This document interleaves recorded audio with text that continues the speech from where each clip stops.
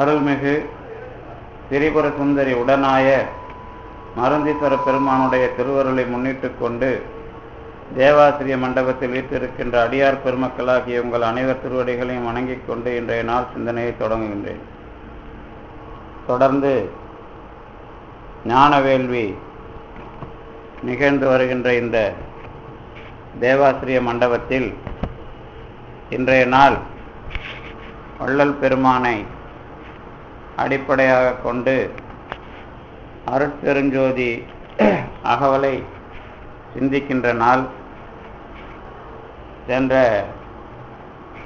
வகுப்புகளில் தொடர்ந்து வள்ளல் பெருமான் எப்படி ஒரு பொது நெறியில் ஒரு முடிவான அனுபவத்தை நமக்கெல்லாம் தருகின்றார் என்பதை பற்றி விரிவாக நாம் சிந்தித்திருக்கின்றோம். இன்றைய நாள் அருட்பெருஞ்சோதி அகவலை ஒரு மீள் பார்வையோடு தொடர்ந்து நாம் இணைத்து சிந்திக்கலாம் என்று நினைக்கின்றேன். 18/4/1872 ஆண்டில் வள்ளல் பெருமான் ஒரு நள்ளிரவில் அருளியதுதான் இந்த அருட்பெருஞ்சோதி அகவல். அருட்பெருஞ்சோதி அகவல் என்பது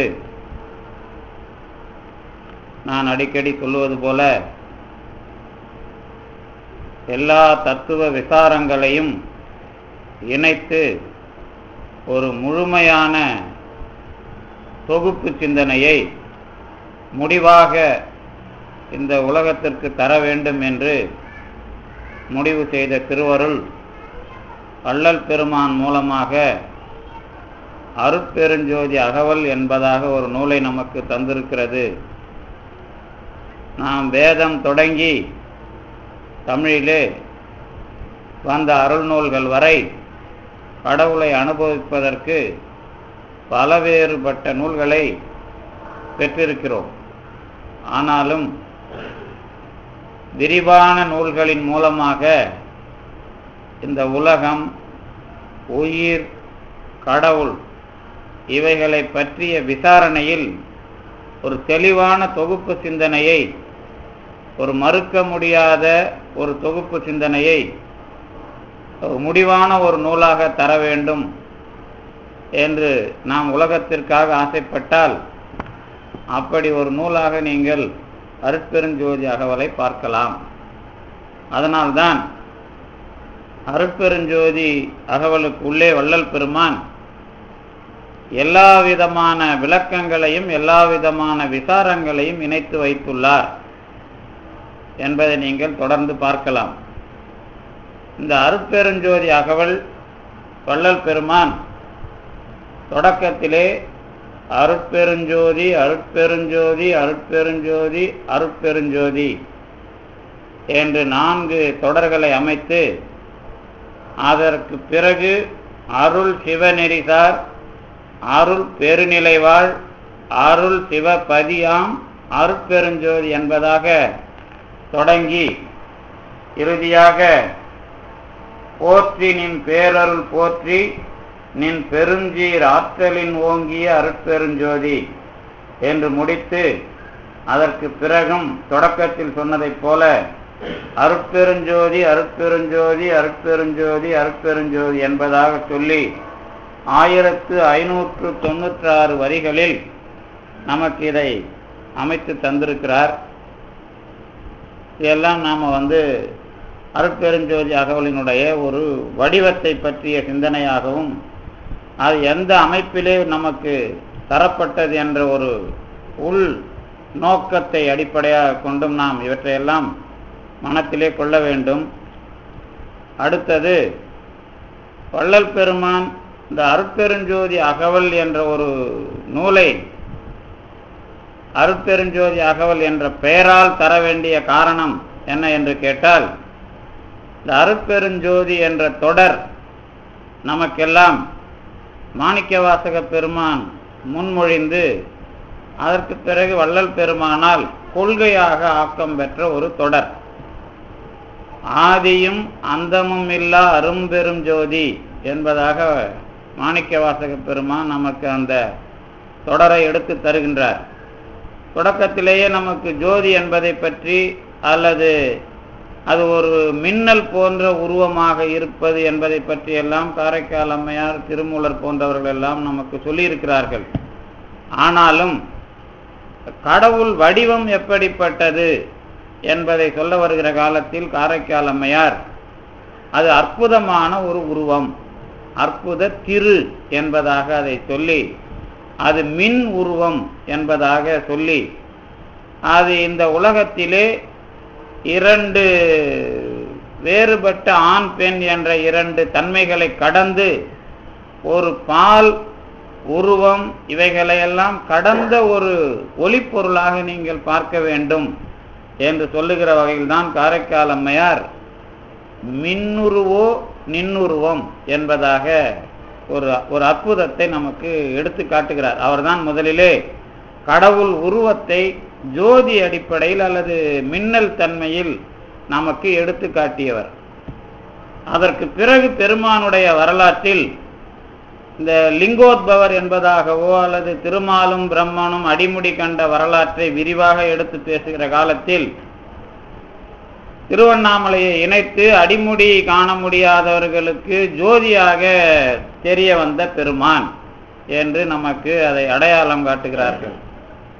உருவமும் உயிருமாகி ஓதிய உலகுக்கெல்லாம் பெருவினை பிறப்பு வீடாய் நின்ற எம்பெருமான் அருவி பொன் சொரியும் அண்ணாமலை உலாய் அண்டர்கோவே என்பதும் பெருமானுடைய வடிவத்தை அவன் ஒரு அண்டம் ஆறிருள் ஊடு கடந்து உம்பர் உண்டு போலும் ஓர் ஒன்சுடர் அச்சுடர் கண்டு இங்கு ஆறறிவார் அறிவாரெல்லாம் வெண்திங்கள் கண்ணி சடை வேதியன் என்பரே என்று திருநாவுக்கரசரும் இந்த ஜோதி பொருள் என்பதாக பரம்பொருளை திருவண்ணாமலையை வைத்து தெளிவாக அடிமுடி வரலாற்றோடு இணைத்து சொல்லுகிறார்கள்.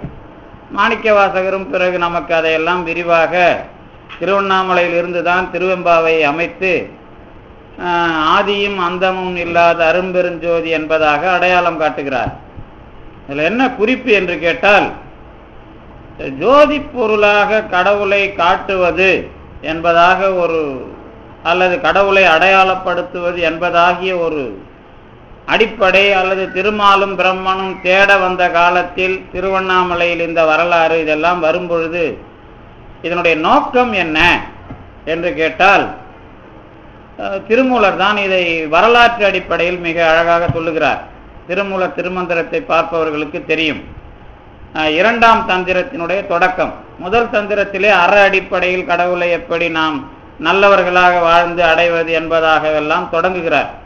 ஆனால் இரண்டாம் தந்திரத்தில் அகத்தியர் தொடங்கி கடவுளை நமக்கு விவரிக்க வருகிறார் திருமூலர். அப்ப நடுவுல் அங்கி அகத்திய என்பதாக நமக்கு உள்ளே இருக்கிற நெருப்பு என்பதாக முதல்ல கடவுளை திருமூலர் கடவுள் அடையாளம் பற்றி தொடங்கி, அதற்கு பிறகு இந்த உலகத்தை பாதுகாப்பதற்கு திருமாலையும் பிரம்மனையும் எல்லாம் வைத்திருந்தான். ஆனால் இவர்களெல்லாம் ஒரு நீரால் உலகம் சூழப்பட்ட போது அலறி அடித்துக் கொண்டு ஓடினார்கள். அப்பொழுது இந்த உலகத்தை காப்பதற்காக நீரிலே இருந்து ஒரு ஜோதியாக வந்து மலையிலே அமர்ந்து கொண்டான் என்று கடவுளை வரலாற்றில் இரண்டாவதாக திருமூலர் சொல்லுகிறார். இதுதான் இந்த இரண்டாம் தந்திரத்தினுடைய தொடக்கத்திலே வர்ற வரலாறு. அது என்ன அப்படின்னு கேட்டீங்கன்னா, கைலாயம் வளர்ந்த வரலாறு. அந்த நீரால் உலகம் சூழப்பட்ட அந்த பெரிய ஊழி வந்த பொழுது திருமாலும் பிரம்மனும் முதலிய தேவர்கள் எல்லாம் முடியாது என்பதாக ஒப்பு கொண்டு கடவுளை அதாவது அடிபணிந்து நிற்கிற ஒரு சமயம் வந்த சமயத்தில் இவன் நீருக்குள்ளே இருந்தே ஜோதியாக எழுந்து வெள்ளிமலையாக அல்லது பொன்மலையாக நின்றான் என்பதாக திருமூலர் காட்டுகிறார். அப்ப அந்த வரலாறு எதற்கு என்று கேட்டால், முதலிலே கைலாயம் அல்லது இமயமலை தோன்றிய வரலாற்றை அடிப்படையாக கொண்டு கடவுளை இரண்டாவதாக நமக்கு காட்டியது. ஜோதி பொருளாக இரண்டாவதில் கைலாயத்தை வைத்து காட்டியது. மூன்றாவது இந்த திருமால் என்ன செய்கிறார் என்று கேட்டால், இறைவனிடம் சக்கரம் எல்லாம் வாங்கி இருக்கிறார். ஆனால் அவர் இறைவனுக்கு எதிர்கொள்கையில் அந்த சக்கரத்தை எல்லாம் பயன்படுத்தி தக்கன் பின்னாடி எல்லாம் போனதுனால பெருமான் சக்கரத்தை பிடுங்கி கொண்டு அவனுடைய ஆற்றலை எல்லாம் என்ன செய்கிறார், நீ குறைத்து விடுகிறார். அதுக்கு பிறகு இவங்க கடவுள் தெரியாம அலையிற காலத்துல தான் இவர்கள் நான் உன்னை காண வேண்டும் என்று ரெண்டு பேரும் நாம கடவுளை கண்டுபிடிச்சிடலாம் அப்படிங்கிற மாதிரி போய் திருமாலும் பிரம்மனும் சேர்ந்து தேடி காண முடியாமல் ஜோதியாக திருவண்ணாமலையில் நமக்கு காட்சி தருகிறான். இதுதான் இந்த திருவண்ணாமலை ஜோதி வரலாறு அடிமுடி கண்ட வரலாறுன்னு சொன்னாலும் திருமூலர் நேரடியாக திருவண்ணாமலையில இணைக்கல. ஆனா நமக்கு பின் வந்த அருளாளர்கள் எல்லாம் திருவண்ணாமலையோடு தான் அதை இணைத்து நமக்கு காட்டுகிறார்கள்.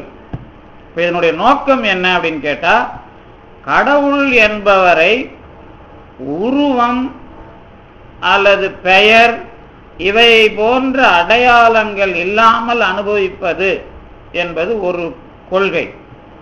இன்னொன்று, கடவுளை இந்த ஞானத்தினால் நாம போட்டு வச்சிருக்கிற கட்டுகள்லாம் இல்லாம எந்த விகற்பமும் இல்லாமல் பொதுவான ஒரு கடவுள் அனுபவம் உண்டு என்பதற்கான வரலாறு தான் இந்த ஆதியும் அந்தமும் இல்லா அரும்பெருஞ்சோதி என்பதாக கடவுளை சொல்லுவதும் கடவுளை அனுபவிப்பதும் ஆகிய வரலாறு அப்படின்னு நீங்க ஒரு அனுபவத்துக்கு வரணும். ஏன்னா தமிழகத்துல வந்த திருஞான சம்பந்தர் தொடங்கி வள்ளல் பெருமான் இன்னும் பாம்பன் சுவாமிகள் வரை வந்த அருளாளர்களுடைய வரலாற்றுக்குள்ள பார்த்தீங்கன்னா கடவுளை நீங்கள் அனுபவிக்க முடியும் என்பதற்கான சாட்சி இங்கேதான் நமக்கு இவர்கள் மூலமாகத்தான் கிடைக்கிறது.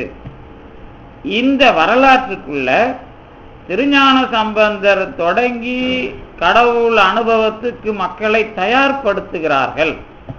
தயார்படுத்துகிற வேலையில திருஞான சம்பந்தர் செய்த செயல் என்ன என்று கேட்டால், கடவுள் அனுபவத்தில் நீங்கள் தயாராக வேண்டும் என்று சொன்னால் உங்களுக்கு இருக்கிற பிறப்பு பிரச்சனையை தீர்க்க வேண்டும் என்பதாக முதல்ல ஒரு நமக்கு வழிமுறைகளை கொடுக்கிறார். பிறப்பு பிரச்சனைகளை தீர்க்கிறதுனா என்ன அப்படின்னு கேட்டீங்கன்னா, வினையை ஒழிப்பது.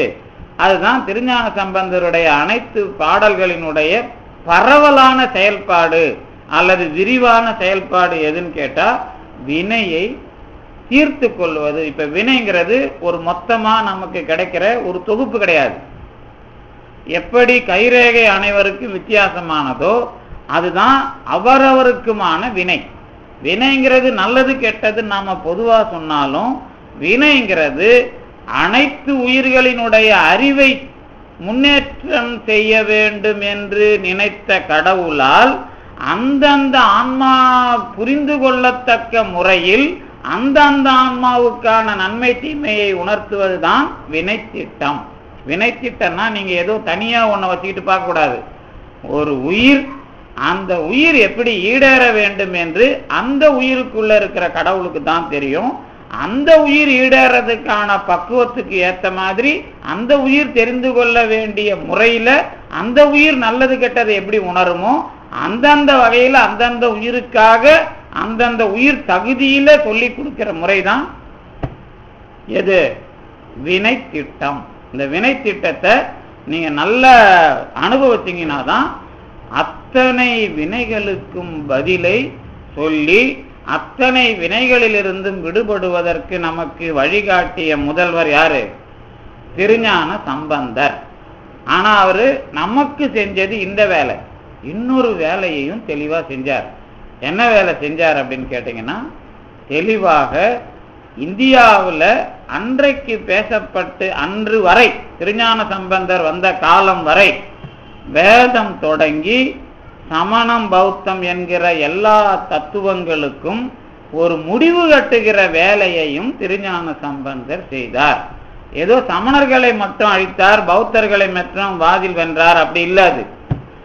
இந்து சமயம் என்று சொல்லப்படுகின்ற வேதத்துக்கு தெளிவான முடிவை நீங்கள் அனுபவிக்க வேண்டும் என்றும் திருஞான சம்பந்தர் முடிவு செய்தார். அந்த முடிவு செய்ததுல தான் கடவுளை அனுபவிச்சு அவர் என்ன பண்றார், ஒரு தொகுப்பா கடவுள் அனுபவத்தினுடைய தொகுப்பு சிந்தனையை பாடுறார். அது அவங்க அப்பாவுக்காக.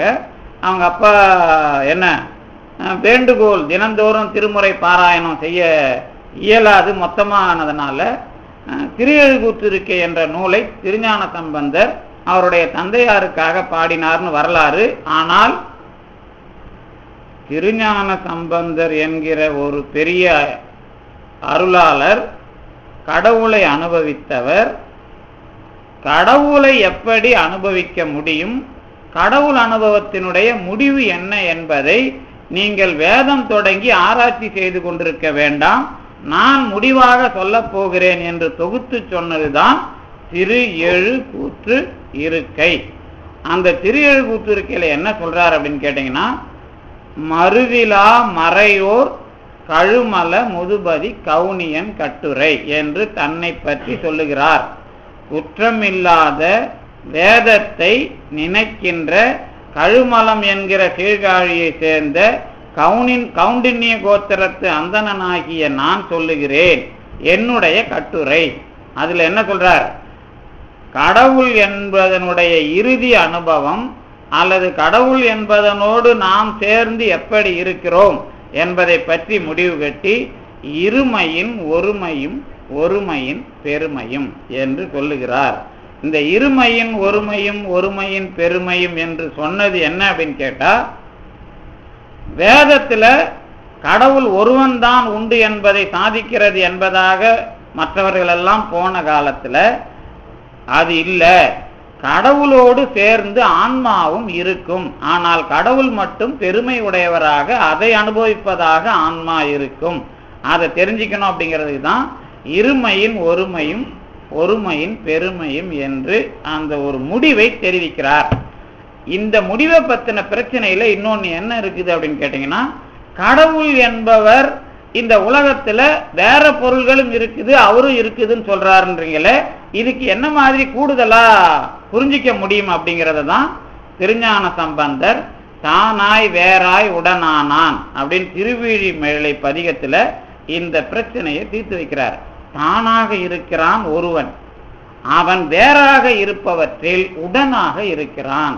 வேறாக இருக்கிற ஆன்மா, வேறாக இருக்கிற உலகம், இவற்றிலெல்லாம் இணைந்து கடவுள் அவற்றோடு இணைந்து இருக்கிறான், கடவுள் மட்டுமே இருக்கிறான் என்று சொல்லக்கூடாது என்பதை திருவிழி மேலை பதிகத்தில் இன்னும் கூடுதலாக விவரிக்கிறார். இதுதான் திருஞான சம்பந்தருடைய கொள்கையும் இயக்கத்தினுடைய நோக்கமும் இந்து சமயத்துக்கு அவர் சொன்ன பதிலும்.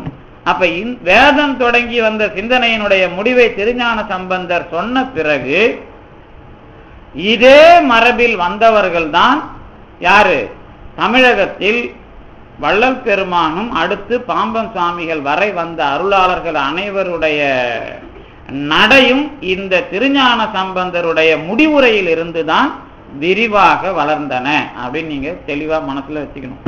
அதுக்கு அடுத்தது என்ன செய்தி அப்படின்னா, இந்த நம்முடைய வள்ளல் பெருமான் தெளிவா ஒரு விஷயத்தை முன்வைக்கிறார். என்ன முன்வைக்கிறார்னா, கடவுள்கிட்ட அருள் விளக்க மாலையில சொல்றார். என்ன சொல்றார் அப்படின்னா, நான் சின்ன வயசுல சிதம்பரத்துல திரை தூக்கி 3 மாத குழந்தையா இருந்த போது திரை தூக்கி சிதம்பர ரகசிய அனுபவத்தை எனக்கு காட்டி மெய்மொழி உபதேசம் செய்தாய், மெய்மொழி பொருள் உணர்த்தினாய். இது எது அப்படின்னு கேட்டா, திருக்கடைக்காப்பு அதனால் வேதத்தை தெளிவுபடுத்திய அந்த மெய்மொழி பொருள் உபதேசம் தான் அது. வேதத்தை திருக்கடைக்காப்புனால உலகத்துக்கு சொன்னது யாரு? திருஞான சம்பந்தர். அவருடைய முதல் திருக்கடைக்காப்பு எது அப்படின்னு கேட்டா, அருநெறிய மறைவல்ல முனியகன் பொய்கை அலர் மேய பெருநெறிய பிரமாபுரம் மேவிய பெம்மான் இவன் தன்னை. அது சொல்றாருல்ல, அதுல என்ன முக்கியம் கேட்டீங்கன்னா, மறைவல்ல முனியகன் பொய்கை அலர் மேய பெருநெறிய பிரமாபுரம். இந்த பெருநெறிய பிரமாபுரம் அப்படின்னா மறையில் விவாதிக்கப்பட்ட அல்லது வேதத்தில் விவாதிக்கப்பட்ட தகர வித்தை என்று சொல்லப்படுகின்ற பிரமபுர அனுபவத்தை நான் இந்த இடத்தில் முடிவாக சொல்லுவதற்கு வந்திருக்கிறேன் அப்படிங்கிறது திருஞான சம்பந்தருடைய முதல் திருக்கடைக்காப்பினுடைய முடிவு.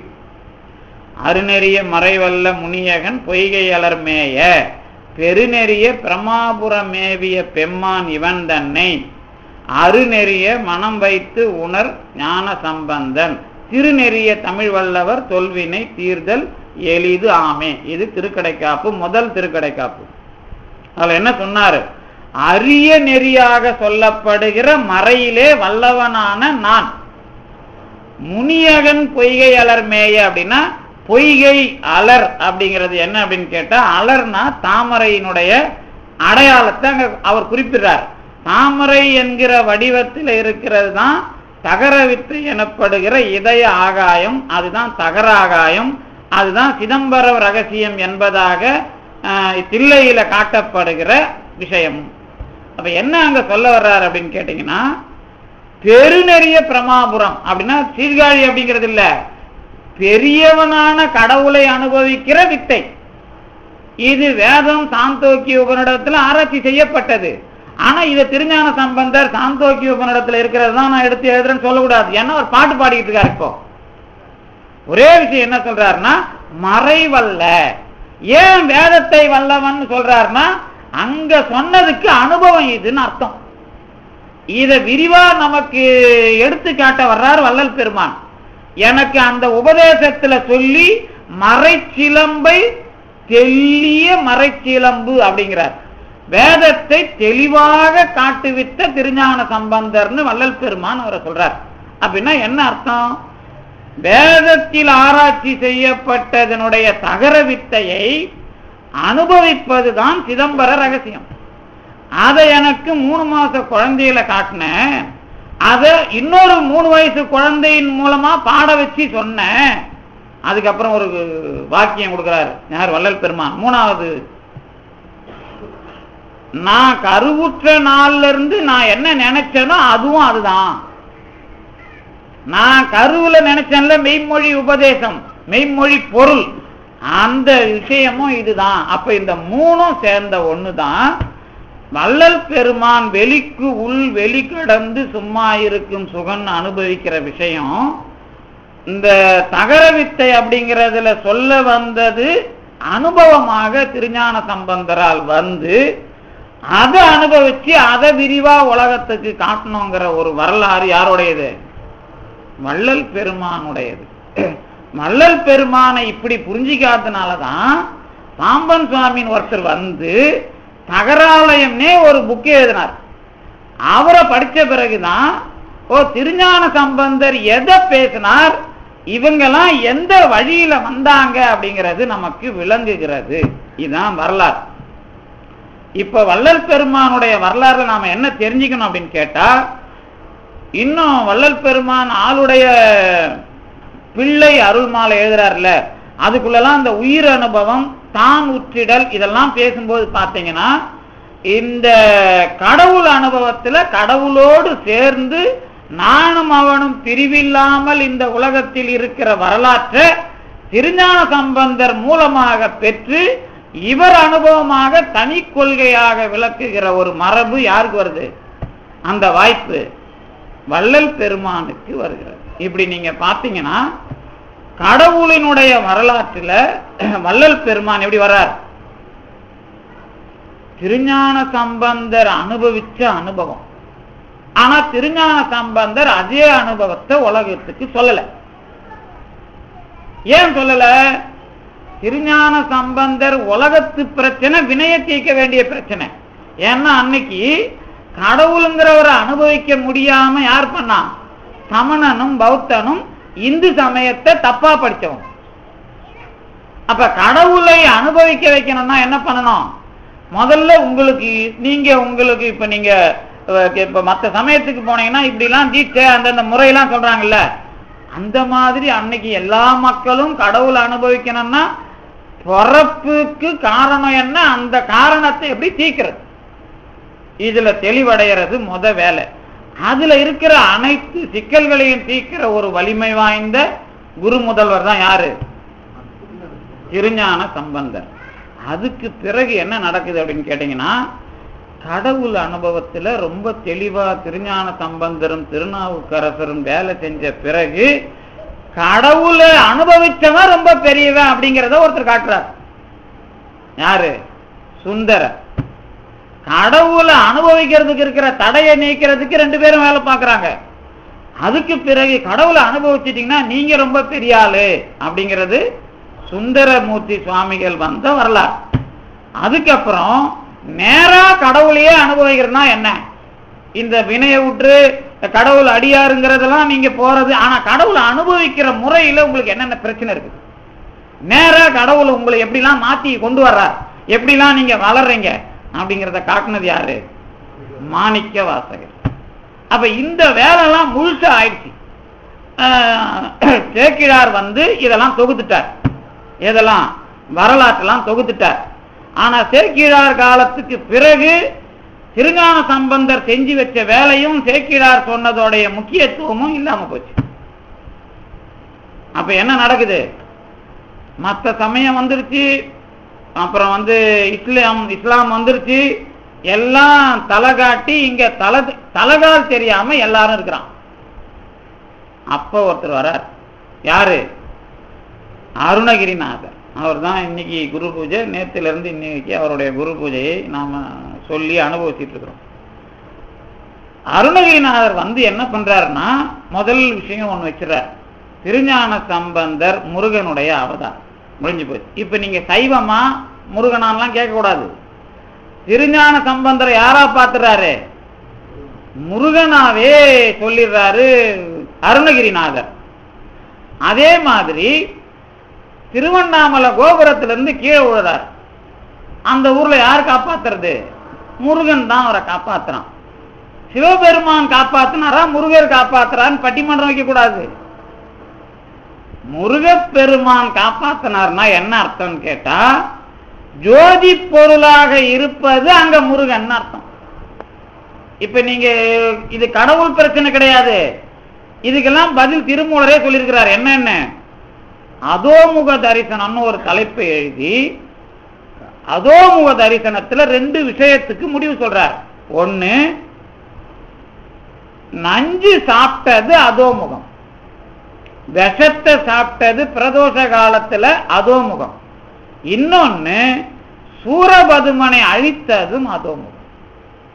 சூரபத்மனை அழித்தது யாரு, முருகப்பெருமான்னு படிச்சுக்கிறீங்க. விஷத்தை சாப்பிட்டது யாரு, சிவபெருமான்னு படிச்சு வச்சிருக்கிறோம். சிவபெருமானும் முருகனும் ஒண்ணு அப்படின்னு புரிஞ்சுக்கிட்டாலும் சரி, முருகன்கிற பேர்லயோ சிவன்கிற பேர்லயோ இருக்கிற ஜோதி என்கிற ஒரு முழுமையான கடவுள்னு புரிஞ்சுக்கிட்டாலும் சரி. அப்ப முழுமையான ஜோதி என்பதாகிய வடிவம் குணங்களை கடந்த ஒரு பெரிய பரம்பொருள் அனுபவம் தான் திருவண்ணாமலை. அந்த இடத்த இருந்த அருணகிரிநாதர் ஏன் திருஞான சம்பந்தர் அப்படி சொன்னார் அப்படின்னு கேட்டீங்கன்னா,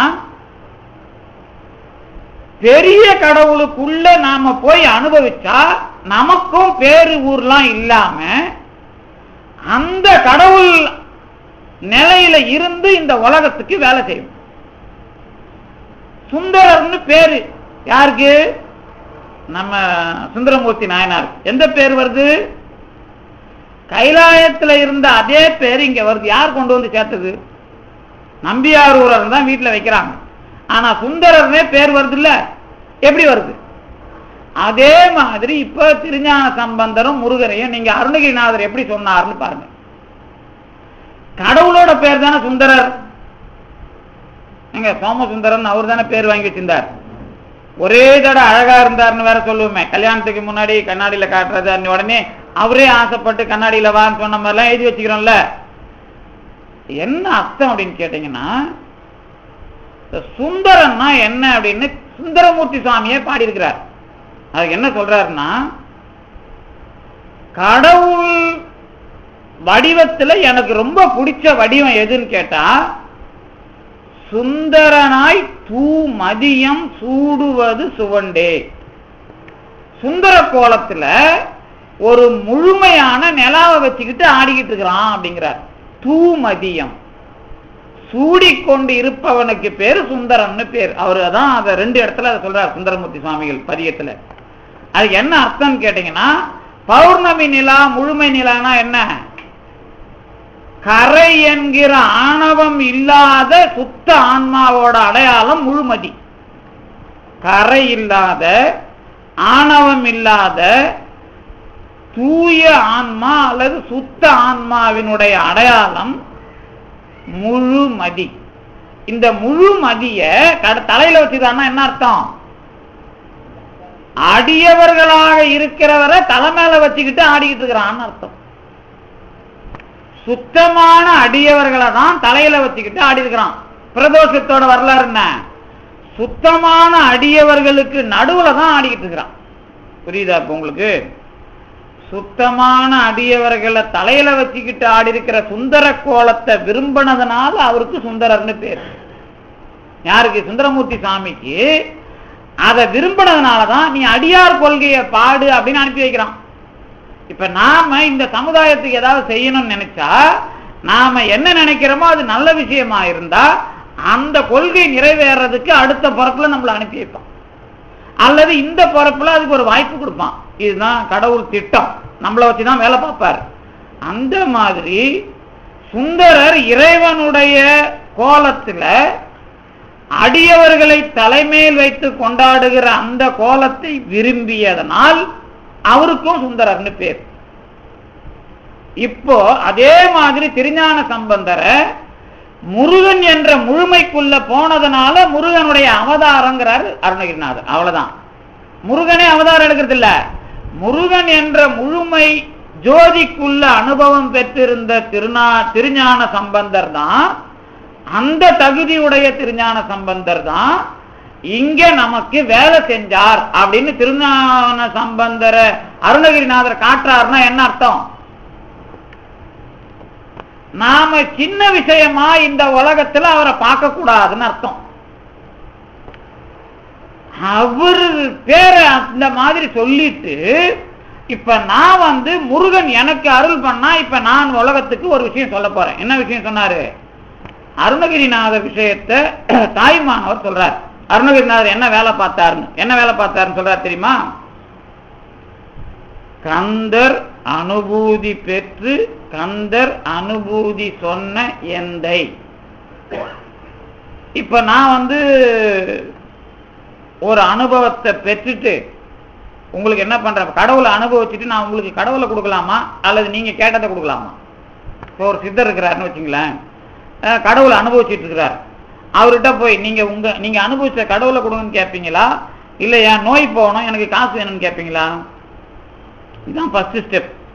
இந்த மாதிரி உலகத்துல திருஞான சம்பந்தர் கடவுளை அனுபவிச்சவர். அவர்கிட்ட நாம என்ன பண்ணோம்? நோயை தீர்த்துக்கணும், பணம் வாங்கணும். ஆனா என்ன கேட்கல? கடவுளை கேட்க முடியாது. ஏன்னா நமக்கு அப்படி தெரியாது, விவரம் பத்தாது. ஆனா திருஞான சம்பந்தர்லாம் சொல்லிட்டு போய் சுந்தரர்லாம் அனுபவிச்சவங்களை பத்தி சொல்லிட்டு போன பிறகு என்னத்தை பத்தி வேலை இருக்குது? கடவுளையே அனுபவிக்கணுங்கிறதுக்கு சொல்றதுக்கு, அனுபவிச்சதையே சொல்றதுக்கு ஒரு ஆளு நமக்கு வருது. பெற்றதையே சொல்லுவது, பெறுவதற்கு சொன்னது மாணிக்க வாசகர், பெற்றதையே சொன்னது அருணகிரிநாதர். அதான் கந்தர் அனுபூதி பெற்று கந்தர் அனுபூதி சொன்ன எந்தை. அதனாலதான் தலைவன் எங்க அப்பாங்கிறாரு தாய்மானவர். ஆனா தாய்மானவர் என்ன பண்ணாருன்னா வேதாந்த சித்தாந்த சமரசம்னு பேசினார். வேதாந்த சித்தாந்த சமரசம்னா என்ன? அருணகிரிநாத பெருமான் பெற்ற கடவுள் அனுபவத்தை நோக்கி இந்த உலகத்துல அறிவுபூர்வமாகவும் அனுபவபூர்வமாகவும் இருக்கிற கோஷ்டியை இணைக்கணும். அறிவுபூர்வமா இருக்கிறவன் வேதாந்தி, சித்தாந்தினா அனுபவபூர்வமா அவன் கொண்டதே கொள்கை அப்படின்னு இருக்கிறவன், படிச்சதுதான் கொள்கை அப்படின்னு இருக்கிறவன் வேதாந்தி. அனுபவிச்சது நான் பிடிச்ச மயிலுக்கு 3 கால் தான் சொல்றவன் சித்தாந்தி. நான் பெரிய ஆளுக்கெல்லாம் நீங்க போகக்கூடாது, சிம்பிளா. ஏன்னா தாய்மானவர் தான் இந்த ஆர்குமெண்ட்டுக்கெல்லாம் பதில் சொல்றாரு. என்ன சொல்றாருன்னா, ஒரு இடத்துல கல்லாத பேர்களே நல்லவர்கள், படிக்காதவன் தான்பா நல்லவன். வடமொழி பெருசுன்னு சொன்னா நான் தமிழ் பெருசுன்னு சொல்லுவேன், தமிழ் பெருசு நீ சொன்னா வடமொழி பெருசுன்னு நான் சொல்லுவேன். எனக்கு ரெண்டும் சொல்ல தெரியும் அப்படின்பார். வடமொழி வல்லதா விவரிப்பேன். எப்போ நீங்க தமிழ் பெருசுன்னு சொன்னீங்கன்னா, தமிழ் பெருசுன்னு வடமொழி பெருசுன்னு அவங்க சொன்னா நான் தமிழ் பெருசுன்னு சொல்லுவேன். என்னால எல்லாம் முடியும். இதான் படிச்சவன் பண்ற வேலை.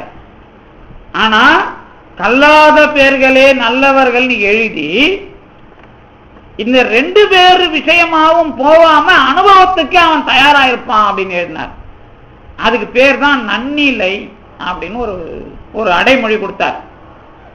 இந்த வேதாந்த சித்தாந்தத்தை சமரசம் பண்ணா இந்த நன்னிலை தெளிவா வருமா அப்படின்னு ஒரு கேள்வி வந்து, அப்பதான் என்ன வருது, அதுல இந்த சமரசம் பண்ணா நன்னிலை தெளிவா இல்ல, சுத்தம்னு ஒரு விஷயம் சேர்ந்தாதான் நல்நிலைங்கிறத நீங்க தெளிவா அனுபவிக்க முடியும் வந்தது யாரு? அவர் தான் ராமலிங்க அடிகள். இப்ப அருணகிரிநாதருடைய அனுபூதி இருக்குல்ல, அந்த அனுபூதிய உலகத்துல இருந்த வேதாந்த சித்தாந்தத்தை சமரசப்படுத்தி விளங்க வச்ச முற்பட்டார் யாரு? தாய்மானவர். வேதாந்த சித்தாந்தத்தை சமரசப்படுத்துறதுக்கு மேல சுத்தமா அதை தெளிவா ஆக்கணும் அப்படின்னு வேலை பார்த்தார் ராமலிங்க அடிகளார். இந்த பக்கம் இன்னொன்று நடந்தது. அருணகிரிநாதர் இன்னொரு வேலை செஞ்சார். என்ன வேலை பண்ணாரு? இந்த உலகத்துக்கு சாதாரணமான வேலை இல்லை. நீங்களாம் ஒரு தனியா ஒரு ஆளு ஊர் ஊரா கோயில் கோயிலா போய் எத்தனை நாள் பாடியிருப்பாரு, எவ்வளோ. அதாவது அந்த காலத்துல என்ன பிரச்சனைன்னு கேட்டீங்கன்னா, அருணகிரிநாதர் காலத்துல எல்லா சொத்தையும் அபகரிக்கிறதுக்கு கோயிலை சுத்தி நிறைய பேர் இருந்தாங்க. அப்ப இவர் கோயில போய் சிவன் பாடினா அடி விழும். ஏன்னா அந்த சொத்தை பிடுங்க வந்துட்டாரோ என்னன்னு பயம் வரும். இப்ப கூட நீங்க பல இடங்கள்ல கோயில போய் தனியா பூட்டி வச்சிருப்பாங்க. அங்க போய் பாத்தீங்கன்னா இவர் ஏன் டெய்லி வராரு, இங்க ஏதோ ஆராய்ச்சி பண்ண வராரா அது ஒரு சந்தேகம் வரும். நீங்க இன்னும் நிறைய இடம் இருக்குது, சொத்து உள்ள இடங்கள்லாம் போனீங்கன்னா தெரியும். அதே மாதிரி எல்லா கோயிலையும் ஒரு ஆள் நடந்து ஊர்ல இருக்கிற அன்னைக்கு இருந்த பிரச்சனையெல்லாம் தாண்டி பாடினார்னா உங்களுக்கு நினைச்சு பாருங்க எவ்வளவு வேலை பார்த்திருக்காரு. இன்னும் இந்தியாவில் பெரும்பகுதி போனவர் அவர் தான், நம்ம நாயன்மார்களை விட. அப்ப அருணகிரிநாதர் என்ன பண்றாரு அப்படின்னு கேட்டீங்கன்னா, எல்லா கடவுளையும் சேர்த்து முருகனை தலைவனா பாடுவார். உங்களுக்கு திருப்புகை தெரியும், அதானே பெருமாளேன்னு அவனை தானே முடிப்பார். என்ன நடந்ததுன்னு கேட்டீங்கன்னா, இந்த சைவ சித்தாந்தம் கொள்கையையும் சிவனையும் பார்வதியையும் எல்லாரையும் முருகன்ல இணைக்கிறார் அருணகிரிநாதர். இந்த அருணகிரிநாதரை பின்பற்றி கந்தர் அனுபூதி பாடி சைவ சித்தாந்தம் சொல்றாரு. அருணகிரிநாதருக்கு சைவ சித்தாந்த மரபுல ஒருத்தர் யாரு? குமர குருபரர். கந்தர் கலி வெண்பா முத முருகனோட தலைமையில சைவ சித்தாந்தத்தை பாடுறார். நீங்க கந்தர் கலி வெண்பா எடுத்து படிங்க. இந்த கந்தர் கலி வெண்பா முருகனோட தலைமையில பாடுறதுன்னா என்ன அர்த்தம்? கடவுள் பேதம் இல்லாம ஜோதிக்கு வரணும்னு அர்த்தம். இந்த விஷயத்துல வேலையில ஒரு குறை வருது. என்ன குறை வருது? குமரகுருபரர் காசிக்கு போய் தங்கிறார். அவர் எழுதினதை தாண்டி வேத ஆராய்ச்சியிலிருந்து ஆகமத்திலிருந்து அருளாளர்கள் இருந்து எல்லாரையும் அதுல சொல்லணும். அவர் அளவுல அது முடியல. யாரால? குமரகுருபரால முடியல. அப்ப ஒருத்தர் அதே குமரகுருபரர் மடத்துக்கு போய் காவி வேட்டி வாங்கி வரார். குமரகுரு தாசர்னு பேர், நாமெல்லாம் பாம்பன் சாமின்னு சொல்லுவோம். அவர் என்ன பண்றாரு? இந்த அருணகிரிநாதரை பாடாம இருக்க மாட்டார். எல்லா பாட்டிலையும் அருணகிரிநாதரை எங்கேயாவது வைப்பார். அருணகிரிநாதர் குரு பூஜை கொண்டாடணும்னா அவர் தான் இயக்கம் பண்றார். அருணகிரிநாதர் வரலாறையும் எழுதுறார். அவர் என்ன பண்றாருன்னு கேட்டீங்கன்னா, அத்தியாச்சிரம சுத்தாத்வைத வைதிக சைவ சித்தாந்தம்னு அருணகிரிநாதர் மரபுல ஜோதி என்ற ஒரு பெரிய கடவுளுக்கு கீழே வேதம் தொடங்கி எல்லாத்தினுடைய முடிவா முருகனை வச்சு சித்தாந்தம் பேசுறார். இப்ப என்ன புரிஞ்சுது? அருணகிரிநாதர் மரபுல சித்தாந்த ரீதியா குமரகுருபரர், குமரகுருதாசர், அனுபூதி ரீதியா தாய்மானவர் வள்ளலார். இப்ப வள்ளல் பெருமான் கிட்ட என்ன சுத்தம், பாம்பன் சாமி கிட்ட என்ன சுத்தாத்து வீதம் அப்படின்னு கேட்டீங்கன்னா, பாம்பன் சாமி ஞான பரம்பரையில அதை எப்படி தெளிவுபடுத்துறது? சுத்தாத்து வைதம். ஆனா ஒவ்வொரு தனி மனிதனும் ஞானமே இல்லப்பா, என்ன பண்ணுவான்? அவன் சுத்தத்தை அனுபவிக்கணும். அதனாலதான் அனுபவத்திலேயே அனுபூதியில வந்து இதெல்லாம் எனக்கு வேணாம். எதெல்லாம் உலகத்துல ஞானம், வேதம், ஆகமம், சித்தாந்தம் எதுவும் வேணாம் உங்களுக்கு எனக்கும். ஏன்னா அனுபவத்துக்கு தடைகளா இருக்கிற எதுவும் வேணாம். முடிச்சு வச்சுட்டு நேரா அனுபவிக்க. இதுக்கு முன்னாடி நான் 5 திருமுறையில பேசுறது தப்பா இருந்துட்டேன், தப்புலாம் கிடையாது. இதுல போய் எல்லாரும் தேர முடியாது. உனக்கு அனுபவம் இருக்குதா? பேதம் முதல்ல ஜாதி பேதம் இல்லையா வா, சமய பேதம் இல்லையா வா, மத பேதம் இல்லையா உன் மூல நீ. அதனாலதான் தாய்மானவர் கல்லாத பேர்களே, படிக்காதவன் அர்த்தம் இல்ல, எந்த முடிச்சும் போட்டுக்காதவன். பிறப்புல எதையாவது ஒண்ணு தெரிஞ்சு முடிச்சு போட்டுக்கிறான்ல அவன்லாம் கற்றவன். அந்த விஷயம் இல்லாதவன் தான் கல்லாதவன். அந்த மாதிரி மனநிலையில அதனாலதான் இங்கிருந்து சென்னையில இருந்தா சிறு குருன்னு சொல்லிட்டு படிச்சவன் நிறைய பேர் இருக்கிறான்பா வம்பு. இந்த காம அதெல்லாம் தாண்டி படிச்சவர் இருக்கிற இடத்துல தான் பிரச்சனை அதிகம். அதனால நல்ல சாதாரண எளிமையான உழைக்கிற மக்கள் இருக்கிற இடத்துல போய் இன்னைக்குதான் நீங்க கொஞ்சம் நாகரிகத்தை பார்க்கலாம். ஆனா கொஞ்சம் வள்ளல் பெருமான் போன காலத்துல எளிமையான அன்பான உபசரிக்கிற மனிதர்கள்லாம் அங்க வாழறான். அந்த இடத்துல போய் அதுக்கு முன்னாடி சிதம்பரம் போய் நிக்கிறார். சிதம்பரம் பக்கத்துல கருங்குழியில இருந்து சிதம்பரத்தை கொஞ்சம் தகராலய ரகசியம் அல்லது திருஞான சம்பந்தர் சொன்ன அனுபவமா மாத்தி அதை வழிபாட்டெல்லாம் மாத்தணும் அப்படின்னு நினைக்கிறார். அதுக்கு முயற்சி பண்றாரு, முடியல. அதனால வடலூர்ல ஒரு கோயிலை நாம நிர்மாணிக்கணும்னு முடிவு பண்ணி அங்க போய் பண்றார். ஏன்னா அனுபவத்துல ரகசியத்தை விரிவா காட்டணுங்கிறது வள்ளலாருடைய வேலை, வேற ஒண்ணும் இல்லை. சிதம்பர ரகசியம் என்பது இந்த உடம்புக்குள் இருக்கிற கடவுள் இருக்கிற விஷயத்தை பெரிய வெளி சின்னதா நமக்குள்ள இருக்குது. அந்த பெரிய வெளியை பெருசாக்கி அதுக்குள்ள நாம சும்மா இருக்கிற சுகம்தான் இந்த அருட்பெருஞ்சோதிக்குள்ள போறது. இந்த ரகசியத்தை விரிவான கோயிலாக அமைத்து காட்டுவதற்கு சிதம்பரத்தில் இருந்து முயற்சி செய்து முடியாமல் உத்தரஞான சிதம்பரத்தை நமக்கு அமைத்து தருவதற்கு வடலூரை தேர்ந்தெடுக்கிறார். இதான் வள்ளல் பெருமான் சிதம்பரத்தை மறுக்கல. ஏன் நான் இதெல்லாம் கொஞ்சம் அழுத்தமா சொல்றேன்னா, திருஞான சம்பந்தர் சொன்ன பிரமபுர அனுபவம் சிதம்பரத்துக்கு. பிரமபுரம்னா கடவுள் வாழும் இடம். கடவுள் வாழற இடம் எதுங்கிறத கோயிலாவே காட்டியிருக்கிற இடம் எது? எல்லா கோயிலும் கடவுள் வாழற இடத்தை காட்டுறதுதான். ஆனா உடம்பு, தசை, எலும்பு, இதயம், நடராஜர், அதை தாண்டி ரகசியம். இதுதான் தில்லை. அந்த வெளி அனுபவத்துக்கான அடையாளமான தில்லையில இருக்கிற ரகசியத்தை அனுபவிச்ச திருஞான சம்பந்தர் சொன்னதை வச்சு இந்த உலகத்துக்கு அதை விரிவா காட்டணுங்கிறது வள்ளலாருடைய வேலை, நேரடியா காட்டணும்.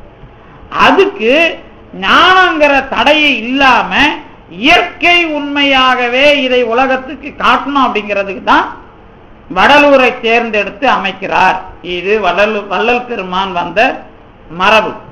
இதுக்கப்புறம் வள்ளல் பெருமான் அருட்பெருஞ்சோதி அகவல் தொடக்கத்துல அருட்பெருஞ்சோதி அருட்பெருஞ்சோதி அருட்பெருஞ்சோதி அருட்பெருஞ்சோதி 4 வைக்கிறார்ல, அதுக்கான அனுபவத்தை இப்ப நாம பார்க்க போறோம். இதுலதான் வள்ளல் பெருமான் யாரு அப்படிங்கிறது நமக்கு தெரியும். உங்களுக்கு எல்லாம் தெரியும், வள்ளல் பெருமான் செய்த வேலைகள்ல முக்கியமான வேலை மனுமுறை கண்ட வாசகம் எழுதினது. மனுமுறை கண்ட வாசகத்தை மனுநீதி சோழனுடைய வரலாறா சேக்கிழார் தெளிவா பாடியிருக்கிறார். உங்களுக்கு தெரியும், எங்க பெரிய புராணம் தொடக்கத்திலேயே அந்த நகர சிறப்பை காட்டும் போது வீதி விடங்கன் வரலாற்றை தெளிவா காட்டுறார். மனுநீதி சோழனுடைய மகன் அந்த கன்று குட்டியை, பசுவின் கன்று என்ன பண்ணிடுறான், தேர்காலில் கொன்று விடுகிறான். அதுக்கு என்ன தண்டனை விதிக்கலாம் அப்படிங்கிற ஆராய்ச்சி தான் மனுநீதி சோழனுடைய வரலாறு. அதுல மகனுடைய உயிரை அந்த கன்றினுடைய தாய்ப்பசு வருந்துவது போல தானும் வருந்த வேண்டும் என்பதாக முடிவெடுத்து தன்னுடைய மகனையும் கொள்கிறான். பிறகு நீதி தேவதை வந்து அதெல்லாம் காப்பாற்று. இதெல்லாம் உங்களுக்கு வரலாறு தெரியும். இந்த விஷயத்தை வள்ளல் பெருமான் எடுக்கிறார். நீதி விஷயத்தை ஆராய்ச்சி பண்றார். அதாவது கருணையில ஆட்சி கடுகி ஒழிக அப்படின்னு வள்ளல் பெருமான் பாடுறார். ஞாபகம் இருக்கா? அப்ப பிரிட்டிஷ்காரன் காலம். இந்த கருணை இல்லாத ஆட்சி ஒழியணும்னு சொல்றது நீதியை தூக்கி பிடிக்கிறது. இந்த ரெண்டு வேலை. இதுக்கு முன்னாடி ஔவையார் ஒரு விஷயம் பண்றாங்க. பாதாள மூலி படரும் அப்படின்னு ஒரு பாட்டுல மன்றோரம் சொன்னார் மனை அப்படின்னு முடிப்பாங்க. மன்றோரம் சொன்னார் மனைன்னா என்னன்னா, நீதிமன்றத்துல ஓரம் சொன்னவன், தப்பா சாட்சி சொன்னவன், நீதியை தப்பா முடிவெடுத்த நீதிபதி. இந்த ரெண்டு பேர் வீடும் பாதாள மூலி, அந்த செவுறு பொழக்கிற மூலி படரும், வெள்ளருக்கும் முளைக்கும், சேடன் குடிபுகும், மூதேவி இருப்பா, இதெல்லாம் அந்த வீடு விளங்காம போயிடும் அப்படின்னு நீதியை வச்சு ஔவையார் பேசுறாங்க. ஏன் பேசுனாங்க அப்படின்னா, அது மட்டும் சொல்லல, இட்டார் பெரியோர் இடாதார் பெரியோர், இதுவும் நீதியை வச்சுதான். உழைக்கிறவனுக்கு கூலிய ஒழுங்கா கூடு அப்படிங்கிறது ஔவையாருடைய, அதாவது என்ன, அறைகூவல். சாதி இரண்டொழிங்கிறது இந்த பட்டாங்கில் உள்ளபடி இட்டார் பெரியோர் இடாதார் இழிகுலத்தோர் அப்படின்னா என்ன அர்த்தம்னா, பட்டாங்குனா என்ன அர்த்தம் தெரியாது. உழைக்கிற இடத்துல உழைக்கிறவனுக்கு கூலிய கொடு, அதை ஏமாத்தனா தொலைஞ்சிருவேன். இதுதான் முதல்ல அவங்க பேசின நீதி. பட்டாங்குன்னா உழைக்கிற இடம், பாடுபடுற இடம். பாடுபடுறதான் படுதல்னு பேர். இந்த மீனவன் சொல்லும் போதும் பட்டனவன் அப்படின்லாம் சொல்றதெல்லாம் இருக்குதுல்ல, உழைக்கிறவன் அப்படிங்கிற விஷயம். படுதல் அப்படின்னா அந்த உழைக்க அந்த உழைப்பை வச்சு வந்த தமிழ்ல வந்த ஒரு மிகப்பெரிய சொல் அது. பட்டாங்கின்னா உழைக்கிற முறையில உழைப்புக்கு ஏத்த கூலியை கொடுத்தவன் தான் பெரியவன், உழைப்பை ஏமாத்தனவன் சின்னவன். இதுதான் வினைக்கு ஆரம்பம். உங்க விதிக்கு வினைக்கு ஆரம்பம் தான். ஔவையார் நல்வழியை ஆரம்பிக்கும் போது என்ன தெரியுமா சொல்லுவாங்க, வினைய உலகத்துல எல்லா தத்துவ ஆராய்ச்சியும் வினையில போய் முடியுது, நீ முதல்ல வினையை ஒத்துக்கிட்டு வா, நான் பதில் சொல்றேன், அங்க இருந்து நல்வழி உனக்கு கடவுள்கிட்ட கூட்டு போறேன் அப்படின்னு அவங்க சொன்னாங்க. தெளிவா ரொம்ப பெரிய முடிவெல்லாம் அவங்க தான் சொன்னாங்க. அதே ஔவையார் குரல் மாதிரி முதல்ல நீதிக்கு குரல் வச்சவர் வள்ளலார். அதனாலதான் மாயூர முன்சீப் நீதிபதியும் அவர் பின்னாடி வர்றார். வள்ளலார் பின்னாடி அவருடைய சிஷியனா பின்னாடி வர்றார் இல்ல, அவரும் நீதி நூல் பாடுறார். யாரு? மாயூர முன்சீப் வேதநாயகம் பிள்ளையும் பாடுறார். இதுல என்ன விஷயம் கேட்டீங்கன்னா, இந்த பிரிட்டிஷ்காரன் காலத்துல அந்த முஸ்லீம் காலத்தை ஒழிச்சு தானே அவங்க வராங்க. இந்த சாட்சி சொன்னா இந்த ஜாதிக்கு ஏத்த மாதிரி சாட்சி ஏத்துக்குவான். அவ்வளவு மோசமான நீதி விளங்கிய காலம். நீங்க உயர்ந்த ஜாதிகாரன் சொன்னாதான் கொலை பண்ணவனுக்கு சாட்சி, நீங்க கொலை பண்ணவனை பார்த்திருந்தாலும் உங்க சாட்சி ஏத்துக்க மாட்டான். அப்படின்னா மத்ததை நினைச்சு பாருங்க நீங்க. அதனாலதான் கருணையில ஆட்சி ஒழிகன்னு சொன்னது மட்டும் இல்ல, நீதியை எப்படி பார்க்கணும் நூல் எழுதுறார். ஏதோ மனுநீதி சோழனுக்காக மட்டும் எழுதல, அன்னைக்கு நீதியை முதல்ல கைய வைக்கிறார். அதான் அரசாங்கத்துக்கு நிர்வாகத்துக்கான தொடக்கம். அல்லல் பெருமான் ஏதோ சும்மா மனுநீதி சோழன் விஷயம் பேசல, இந்த நாட்டுல நீதியை நீங்க எத்தனை படியில பார்க்கணும் அப்படிங்கிறதுக்கு ஒரு தொடக்கம் தான் மனுநீதி. அதுல அவர் திருவாரூரை வச்சு தத்துவமா அதை விரிவாக்கம் பண்றார். அதை எப்படி தெரிஞ்சுக்கணும் அப்படின்னு கேட்டீங்கன்னா, திருவாரூர் நீதி இருக்குல்ல, எல்லா ஊருக்காரனும் சமமானவன். ஆரூர் நீதி அப்படின்னா எப்படி எல்லா ஊருக்காரனும் சமமானவன் அப்படின்னு கேட்டீங்கன்னா, எந்த உடம்புல இருந்தாலும் எல்லாத்துக்குள்ளேயும் உயிர் இருக்குது. உயிருக்குள்ளே யார் இருக்கிறது? கடவுள் இருக்கிறார். எவ்வுயிரும் பொது என எம்பெருமான் நடம் இடும் இடம். இது தெரியும் உங்களுக்கு. திருவாரூர் நீதி என்ன அப்படின்னு கேட்டீங்கன்னா, எல்லா உயிர்லையும் கடவுள் இருக்கிறதுனால பசுவோட உயிர், புல்லோட உயிர், பாம்போட உயிர், மனுஷனோட உயிர்னு பார்க்கக்கூடாது. உயிருங்கிறத வச்சு பார்த்து, உடம்புங்கிறத விட்டுட்டு உயிரை பார்த்து உயிருக்குள்ள இருக்கிற கடவுளை வச்சு எல்லாரும் சமன் சொல்லு அப்படின்னு திருவாரூர்ல பேசுறார். கொஞ்சம் திருவொற்றியூர் வந்து தங்கின பிறகு அதோட பெரிய விஷயம் மாறுது. இதுதான் 4 தடவை அருட்பெருஞ்சோதி சொல்றதுக்கு காரணம். என்ன மாறுது அப்படின்னு கேட்டீங்கன்னா, எனக்குள்ளேயும் கடவுள் இருக்கிறான், உங்களுக்குள்ளேயும் கடவுள் இருக்கிறான், இதோட கடவுள் இருக்கிற இடம் முடிஞ்சு போச்சா? இல்ல. கடவுள் எல்லா இடத்துலயும் இருக்கிறார். எல்லா இடத்துலயும் எப்படி இருப்பார்? அதுவாய் இருப்பார். இதான் தத்துவம். அதுவாய் நிற்கும். இப்ப எனக்குள்ள கடவுள் இருக்கிறார்னா கடவுள் கடவுளாவே எனக்குள்ள இல்ல, கடவுள் என்ன மாதிரியே எனக்குள்ள இருக்கிறார். நான் கடவுள்னு நீங்க சொல்றீங்கல்ல, நாம சொல்றோம். அதை எப்படி புரிஞ்சுக்கணும்னு கேட்டீங்கன்னா, என்னை தாண்டி கடவுள்ங்கிறவர் பெரியவன்னு காட்டிக்க மாட்டாரு எனக்குள்ள. ஆனா பெரியவன்கிற கடவுளுக்குள்ள நீங்க போகணும். இப்ப கடவுள் பேசினா எப்படி பேசுவார்? நான் ஆன்மான்னு பேசுவார். நான் கடவுள் நீங்க பேசினா அவர் என்னன்னு பேசுவார்? நான் ஆன்மான்னு பேசுவார். ஆன்மாவும் இருக்குது, கடவுளும் இருக்குது. இப்ப எப்படி புரிஞ்சுக்கிறோம் அதை? உங்க பொம்மை எவ்வளவோ அந்த பொம்மை தான் அவரும். உங்களை வச்சு அவரை, அவரை வச்சு நீங்களா? இதுதான் வள்ளல் பெருமான் இந்த திருவொற்றியூர் திருவாரூர் விஷயத்துக்கு அப்புறம் இது எல்லாத்துக்குள்ளேயும் பெரிய அனுபவம், பெருஞ்சோதியா பார்க்கணுங்கிறதுக்கு திருத்தணி முருகன் காட்சி மட்டும் இல்ல, திருவொற்றியூர் படம்பக்கநாதர் வரலாறு தான் அவருக்கு அந்த அடிப்படைக்கு முக்கியம். என்ன அர்த்தம் அப்படின்னு கேட்டீங்கன்னா, பாம்போட உயிர்ல கடவுள் இருக்கிறார். அது வினைக்கு ஏற்ற வடிவத்துல அறிவு இருக்கும் ஆன்மாவுக்கு. அந்த அறிவாக இருக்கிற பரம்பொருள். அதனாலதான் பாம்பன் சாமி எல்லாம் சொல்லும் போது அறிவுக்கு அறிவான பொருளே அப்படின்னா என்ன அர்த்தம் கேட்டீங்கன்னா, நம்ம அறிவுக்கு அறிவானவன்றது மட்டும் இல்ல, அதுல நம்ம அறிவு எவ்வளவு லெவலோ அவ்வளவு லெவல் தான் இருப்பார். கடவுளுங்கிறவரை தனியா ஒரு சிமியில நீங்க அடைப்பீங்களா? இல்ல. ஆனா கடவுளுங்கிறவர் நமக்குள்ள இருக்கிறார். எப்படி இருக்கிறார்? நம்ம அறிவு எதுவோ அந்த அளவுக்கு அவர் இருக்க முடியும். அவரோட பெரிய விஷயங்கிறது நமக்குள்ள இருக்குது. ஆனா அது எப்படி இருக்குது? நம்ம அறிவு தரத்துக்கு ஏத்த மாதிரி இருக்குது. அப்படிதான் புரிஞ்சுக்கணும். அதே மாதிரி நம்ம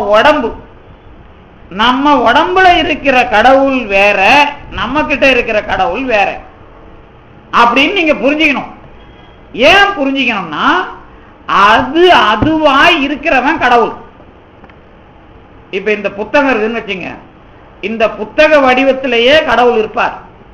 இந்த புத்தகத்தை தாண்டியும் கடவுள் இருப்பார், கேப் இருக்காது.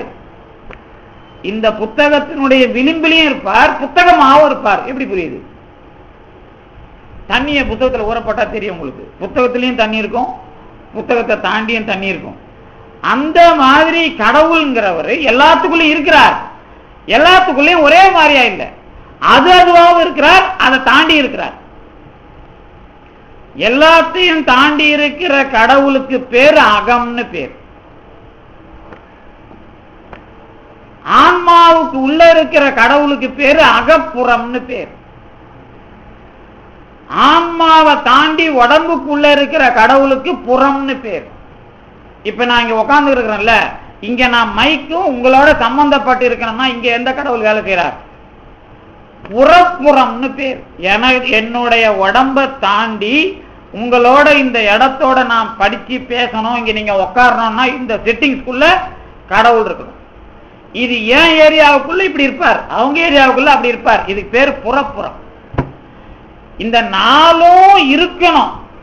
நாளை தாண்டி கடவுளும் கடவுளாவே இருக்கணும். சேர்த்தா அருட்பெருஞ்சோதி, அருட்பெருஞ்சோதி, அருட்பெருஞ்சோதி, அருட்பெருஞ்சோதி, அருட்பெருஞ்சோதி. புரியுதா? கடவுள்ங்கிறவர் அருட்பெருஞ்சோதி தான். அவர் அருட்பெருஞ்சோதியாவே எப்ப இருப்பார்? இப்ப கடவுள், என் கடவுள் எப்படி இருக்கிறாரு? என் கடவுள் சரவணனா தான் இருப்பார். உங்க கடவுள் நீங்களா தான் இருப்பார். அவங்க பேர்ல இருக்கிறவர் கடவுள்.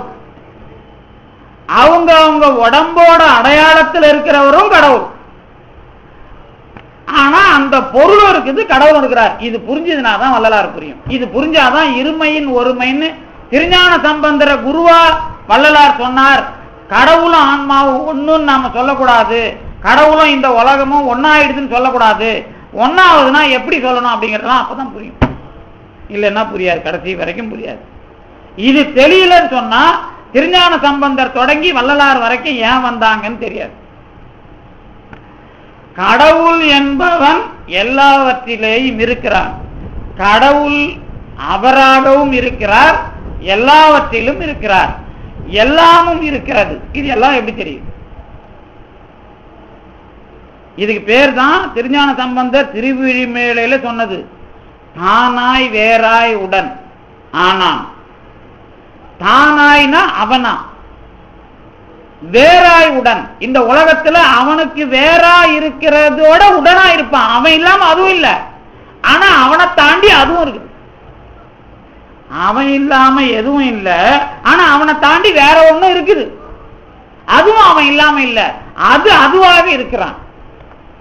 இதோட நுட்பம் திருஞான சம்பந்தர் சொன்னதோட நுட்பம் புரிஞ்சாதான் அதுவா இருக்கிற கடவுளும் அனுபவத்தில் அருட்பெருஞ்சோதியா மாறும்.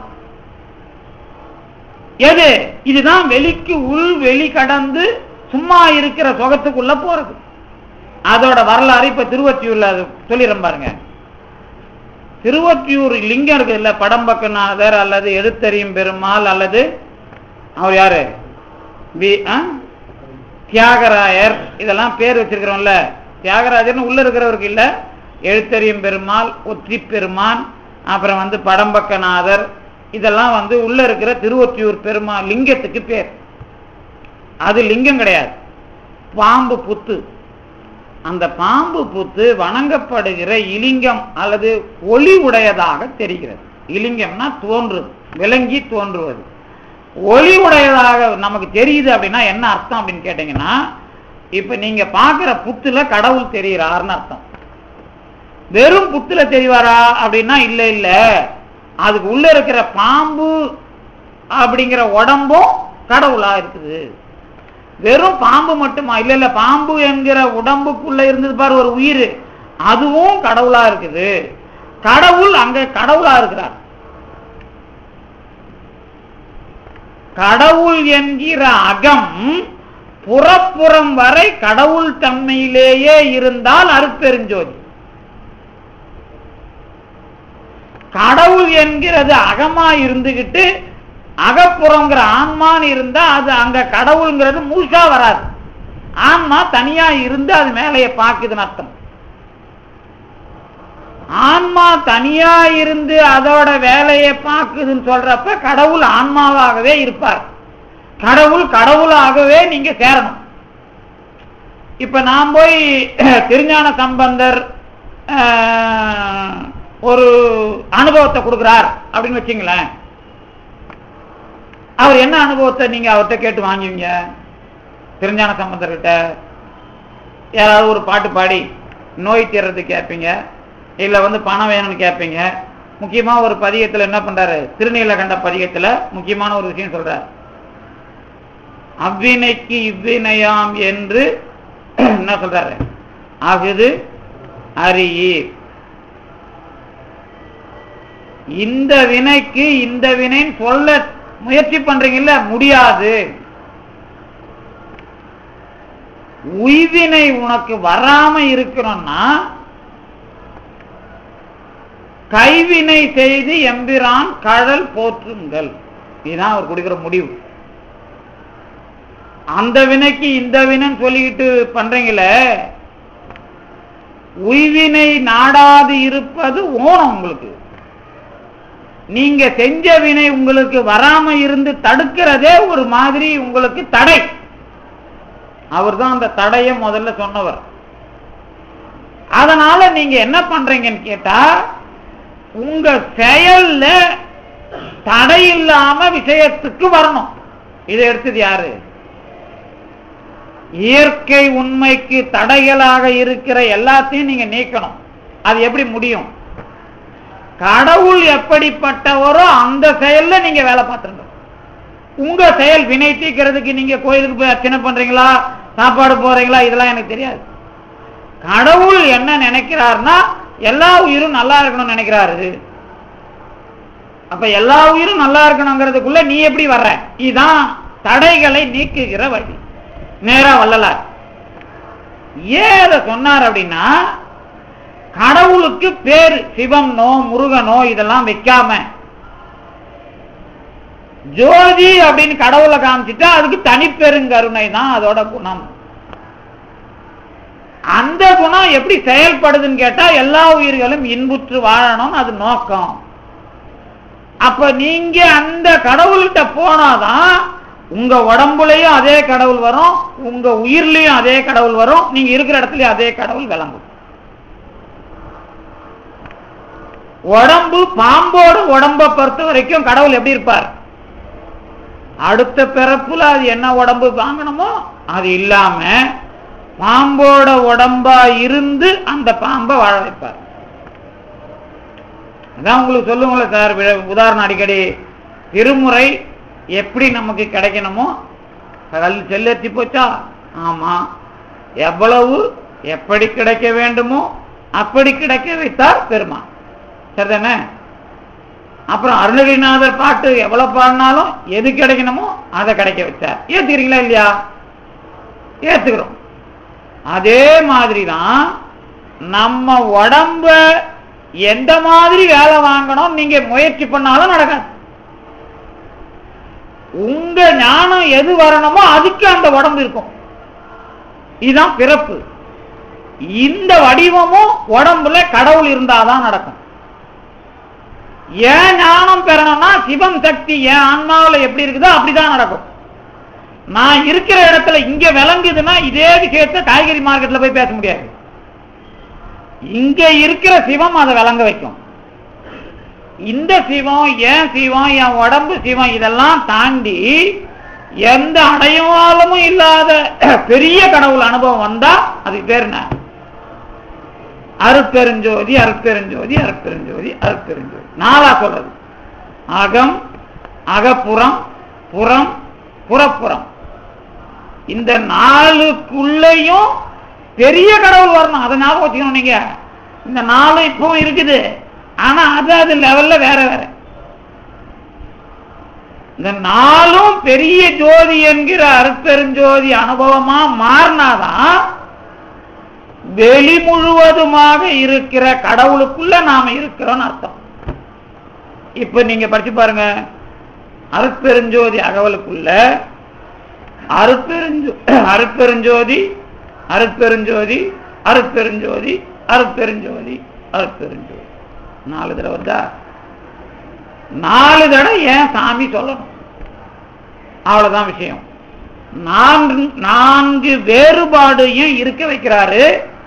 4 வேறுபாட கடந்த பெரிய விஷயமா ஒன்னாவும் காட்டுறார். என்ன காட்டுறாரு? இருஞான சம்பந்தர் சொன்னார்ல, இருமையின் ஒருமை. கடவுள் ஆன்மா மட்டும் இல்ல, கடவுளுக்கு வேறாக இருப்பதிலேயும் ஒன்றாக இருப்பது. வேறாக இருப்பத வேறு வேறா வாழ வைக்கிறது அத்துவிதம். வேறா இருக்கிறத கடவுளாவே நிக்கிறது இருமையின் ஒருமை. அப்படி வரணும். அப்படி வந்ததுன்னா வேறுபாடு தாண்டி ஒருமைக்குள்ள அருட்பெருஞ்சோதி என்கிற ஒரே தன்மையில பேதமில்லாத கடவுள் அனுபவத்துக்கு உரிய தொடக்கம் அருட்பெருஞ்சோதி அகவல் என்ற நூலில் தொடங்குகிறது என்பதை நீங்க என்ன மனத்தில் இருத்தி கொண்டால் நாம தொடர்ந்து அடுத்த வாரம் அடுத்த அகவலுக்குள்ள போகலாம். இந்த அளவிற்கு தந்து நிறுத்திய திருவர்களுக்கும் குருவர்களுக்கும் நன்றி கூறி விடைபெறுகிறேன். நன்றி, வணக்கம்.